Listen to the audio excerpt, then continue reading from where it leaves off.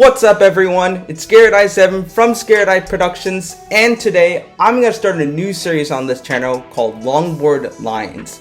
Now at this point you might be wondering, what exactly is a line? A longboard line is basically a series of tricks all done in a row in a seamless fashion. It's basically a bunch of tricks done one after the other. And today I'm going to start off with one of the most basic lines, which is a GHOSTRIDE to a frontside tiger claw to a caveman. And typically, beginner lines consist of 3 tricks, and I want to pick 3 basic tricks so that you guys would have a nice easy line that is really flowing and really cool, but also looks like you know what you're doing and it kind of adds a lot of style. And so the advantage of doing lines instead of just doing tricks on its own is that, as I said before, it adds a lot of style and it really adds a lot of flow. And a lot of longboard videos consist of people just doing lines. That's really what makes up the video. And it gives riders their own sense of being and gives them their style. And the reason why I picked these 3 tricks is because the GHOSTRIDE is really easy to me, and I feel like it's a very natural to do something to do just right off the bat. So that's a really good trick to start off with, and the tiger claw kind of flows nicely from it because once again it's also a really basic trick, and the way that you land on the GHOSTRIDE kind of sets you up perfectly for that. And then the caveman is a little bit more of a difficult trick, but the way that you can kind of control the caveman to jump the way that you can and kind of add style to it makes it a really cool ending for the line. And so that's why I think that this line works perfectly for beginners. Alright, so some prerequisites that you're going to need before you try this is, of course, you're going to need to have down the 3 tricks that make up the line. You're going to need to have down the GHOSTRIDE, tiger claw, and the caveman. And you want to make sure you're able to do these tricks at a good speed as well, because it's not just enough to be able to land it once. You need to be comfortable with these tricks, because there's a difference between doing these tricks on its own and doing these tricks in the line. There's a big difference, and when you try the line you'll kind of see what I mean, but you need to have a good amount of control when you're doing it. I would suggest to practice each trick on its own at a good speed so that you're prepared to do it in the line, and that way you won't be so surprised when you try the line you're not able to get set up to do all 3 of the tricks. In this video, I'm not really going to explain how to do the tricks the same way I do in my tutorials. I'm more or less going to give you guys tips about how to transition from trick to trick. Stuff like foot positioning, your stability, and things of that nature. So I'm going to help you kind of with the transition process and kind of make it look cool, because that's really what makes lines different from just doing tricks on their own. So the first step of this line is that you want to start off at a good speed, and when you feel ready, you want to initiate the GHOSTRIDE. The GHOSTRIDE doesn't really have a positioning. Really, for the GHOSTRIDE you can be in any position you want, but as you probably know by now, the easiest position is in the center. So start off like that, and the way you want to start this line is you want to lean back slightly to allow your front foot to come off, and then you're going to actually do the motion. So your back foot's going to cross over your front foot, and then you're going to uncross and you're going to land on the board. But the difference between this and the normal GHOSTRIDE is that instead of putting your back foot in the center of the board like you normally do for this trick, you're going to put your back foot on the tail. And the reason for that is it's going to really help with initiating the tiger claw, because the tiger claw is a trick that involves popping, and by having your back foot on the tail, you don't really have to do as much to get ready for that trick. And so you want to keep in mind that you want to have the majority of weight on your front foot, because that's the foot that's not going to be on the tail. Don't put the majority weight on your back foot, because if you put the majority of your weight on your back foot, the board is just going to pop up and then you're not going to be able to do the line. So that's an important thing. Put the majority of your weight on your front foot, make sure to bend your knees, and keep in mind that the faster you do this step, the faster the line will be and the cooler the line is going to look overall. So the second step of this line is you're going to get ready for the frontside tiger claw. Currently, your front foot is in the center of your board and the back foot is in the tail. And what you're going to do now is you're going to take that back foot and you're going to shift it back to the toe side of the tail, because that's going to help you with the front side pressure pop. It's going to help you get the motion of the tiger claw. Now that your back foot is situated, you're going to want to take your front foot and you're going to want to move it back slightly to have your heels a little bit more hanging off, because that's going to help you with taking your front foot off in order to do the rotation.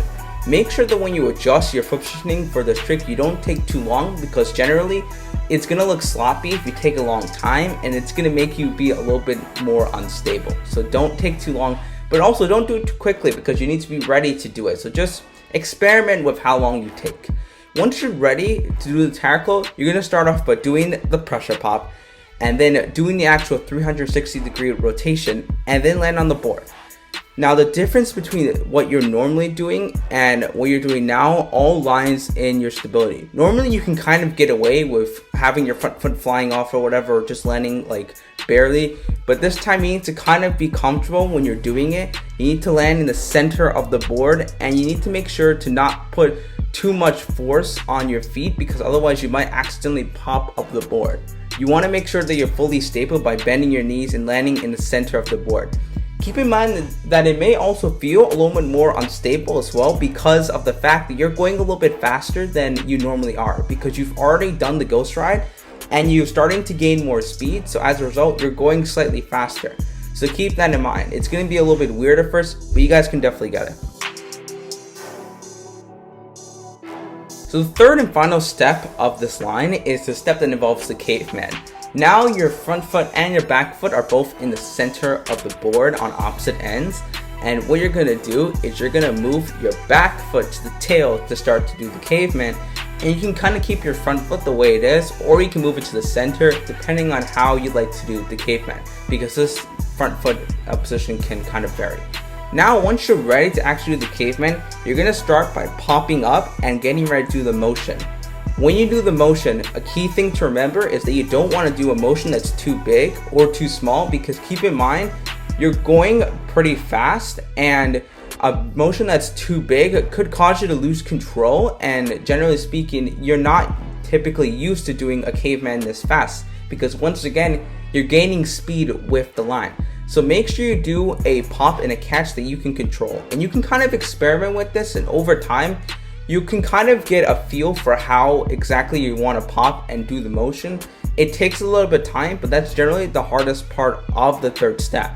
Now once you land the caveman, you want to make sure that you want to keep in mind that you want to land in the center of the board, as with all these other tricks in the line. Bend your knees, and keep in mind that even though I did say to do the motion slowly and take it slow, the faster you are able to do this line, the cooler it's gonna look. And you want to really end this line with a bang, right? Because the caveman is a really cool trick. You can add a lot of style to it, and so if you can do like a nice smooth ghost ride and slowly build up your style and end with a really high caveman, that's just gonna make the line look really cool.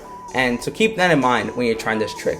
It's all about your style. You can kind of start slow and then build up and end with a bang. So for common errors in this line, I kind of only have one, because I can summarize all the errors that can go wrong in this line into one single error, and that is instability. So when you're doing a line like this, especially as a beginner, there's a lot of things that can go wrong, and the main thing is control, because of the fact that you have to be going a lot faster and you don't have much time to set up, and there's a lot of things that can go wrong. And so I think the first thing that you need to keep in mind if you're having instability problems is your speed. A lot of people do the lines way too fast, or at least they're not aware of how fast they're going, because they start off at a pretty fast speed with the ghost ride because it's easy, but then they can't control the tire call and the caveman. And so what I want you guys to keep in mind is that as you go through the line, your speed is going to be increasing. So don't just be able to do a ghost ride fast, be able to do a caveman fast and a tire call fast. And so if you're having trouble with doing something like a caveman or a tire call fast, try it slowly first, and then over time build up the speed slightly each time, so that it's not so much of a surprise when you're doing it. Because if you build it up in gradual steps, it's going to be a lot more approachable than if you just go straight for it. That's the first thing. Figure out the speed thing. Now the other thing you guys want to probably figure out when you're doing instability problems is your foot positioning. And the way you're going to kind of fix that is when you are transitioning from trick to trick, you want to make sure that you land in the center of the board and you take as much time as you need to set up. Because if you don't take enough time to set up, you're not going to be able to pop correctly and control it. It doesn't matter whether you take like 5 minutes or 10 years to set up. As long as you're ready to do the next trick, that is really what is important in the line. I know I said that the faster you do it, the cooler it looks, but as a beginner, when you're first learning it, you need to keep your stability, and so take as much time as you need to set up before doing tricks. Over time, you can build up the speed and make it more stylish, but start off by taking as much time as you need to set up for your positioning. And that is the second main point I wanted to point out for instability. Take as much time as you need to set up. The last part is the landing. Make sure you land in the center of the board and make sure you bend your knees. I know I said that many times at this point, but it's a main thing that people still don't do, so keep that in mind. If you don't land in the center of the board and if you don't land with your knees bent, and especially if you're going very fast, it's going to be hard for you to keep your stability. And so those are the three main things that if you guys can kind of get down, you will probably no longer have any more problems with stability. Alright guys, thank you guys so much for watching this video today. If you enjoyed it, make sure you leave a like and subscribe for similar content. Also be sure to check out my Instagram because I will be posting more often then. I haven't been posting too much now, but I am going to be in the future, so make sure you keep alert because that's where I post all the major updates. Anyway, thank you guys so much for watching once again, and I will see you in the next video coming next Friday, 7 a.m. Eastern Time. This is a Juki Beat production.